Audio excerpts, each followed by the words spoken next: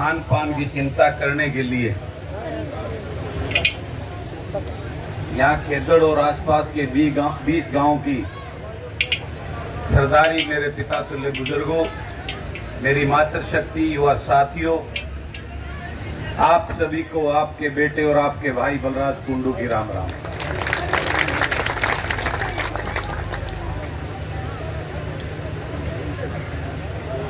इससे बड़े कोई दुर्भाग्य की बात नहीं हो सकती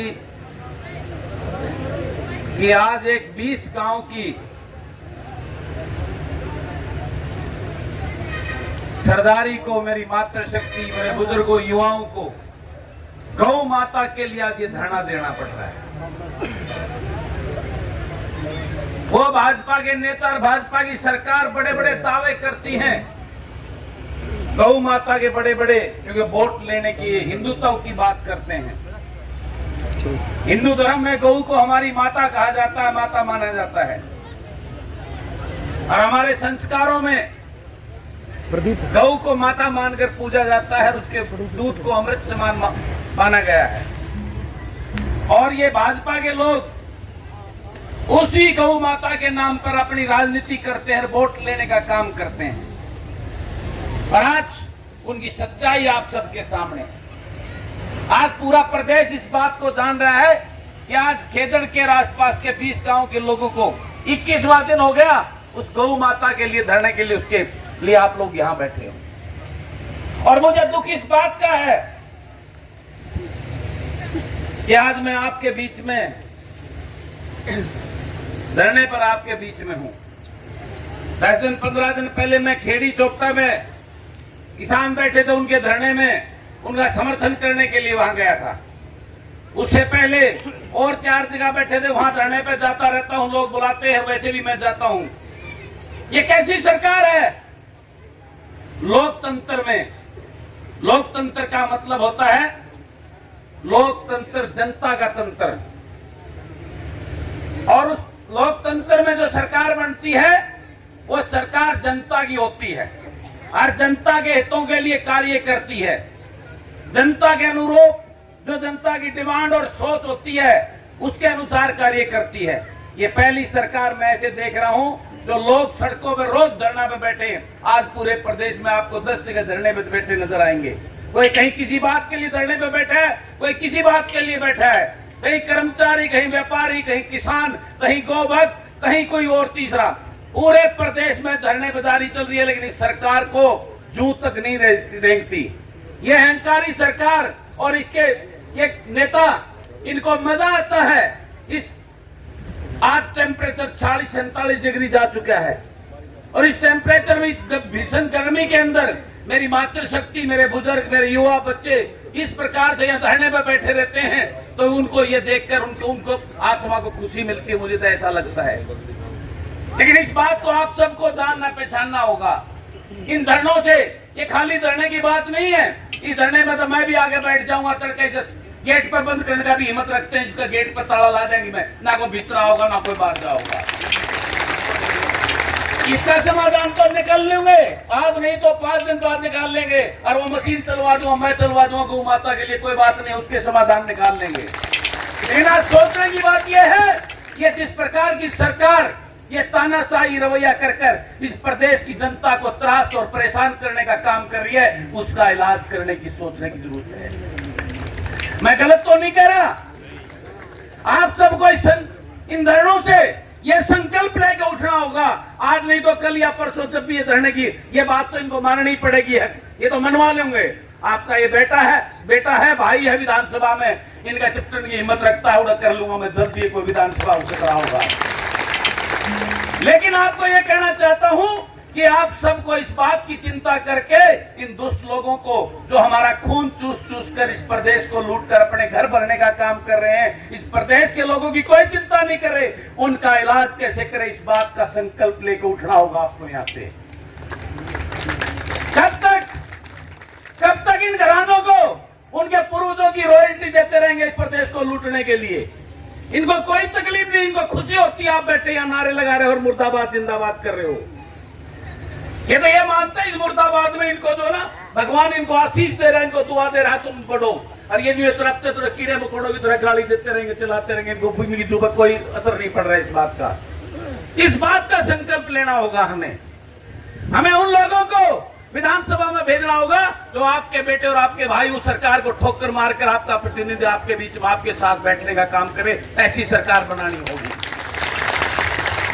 वो अपने आकाओं की जी हजूरी ना करे। जिन लोगों ने वोट देकर उसको चुनकर आपने अपना प्रतिनिधि बनाया, वो उन लोगों के बीच में आगे बैठे और उनके साथ चिल्लाए, उनकी आवाज के लिए बुलंद करने का काम करे। जब तक ऐसे प्रतिनिधि नहीं बनाओगे, जब तक आपका भला नहीं हो सकता। आज इस क्षेत्र के राखी के लिए बैठे हो, कल को आपको और किसी चीज के लिए बैठना पड़ेगा। क्या हमारा काम यही है कि हम इसी प्रकार के धरने प्रदर्शन से बैठे रहे? इस सरकार में 2.5 साल हो गए, इस चुनाव में जिसमें मैं एमएलए हूं, इसमें ये 2.5 साल और 2 साल से धरने प्रदर्शन देखते हो, 6 महीने भी ठीक ठाक खोल निकले। क्या हमारा काम यह रहेगा कि अगर हम धरने प्रदर्शन रोज जिंदाबाद मुर्दाबाद करते रहे, आपको अच्छी जिंदगी जीनेगा? आज गर्मी के टाइम अपने घर में आराम से अपने पोता पोती अपने बेटा ने खिला आप आराम करती, क्या आपकी एक मनी है? क्या आप गर्मी में टेंट में बैठ कर, यही आपकी किस्मत में है? इस बात की चिंता करनी होगी। ये जो राजघराने परिवार बने बैठे हैं हमारी वोट लेकर, ये अपने गुलामों को अपने साथ टिकट देकर ले जाते हैं और उन्हें ठाट कर रहे हैं।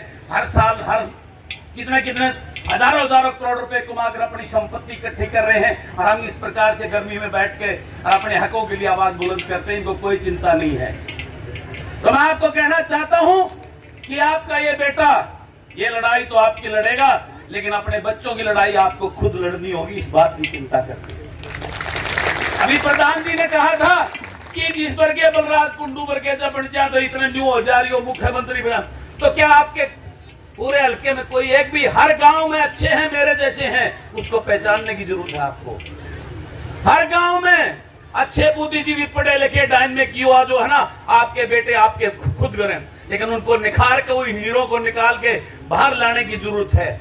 तो मैं आप सबको निवेदन करता हूं, इस स्वच्छ ऐसे मन जो गौ माता की लड़ाई लड़ रहा है, इस पवित्र मन से, कि आपको उसको पहचान कर उन हीरो को तराश कर विधानसभा और लोकसभा में भेजिए।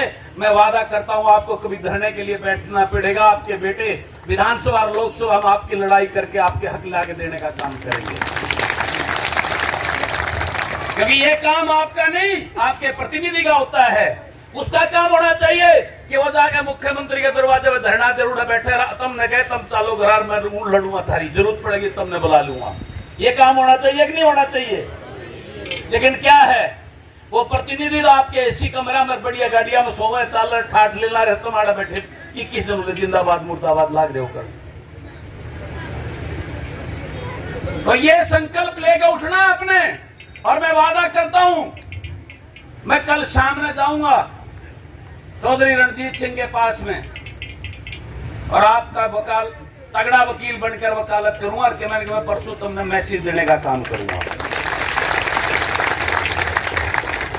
लेकिन मैं इसके साथ फिर कह रहा हूं, जिस प्रकार से ये मेरी बहन, मैंने इसको किसान आंदोलन में भी देखा और सुना है, और आज जिस प्रकार से एक शेरनी की तरह बोल रही थी, हमारी इन सभी बहनों को और अपने आने वाली पीढ़ी को अगर आपने शेरनी बना के रखना है, तो आपको जो मैंने बातें बोली उन पर अमल करना होगा।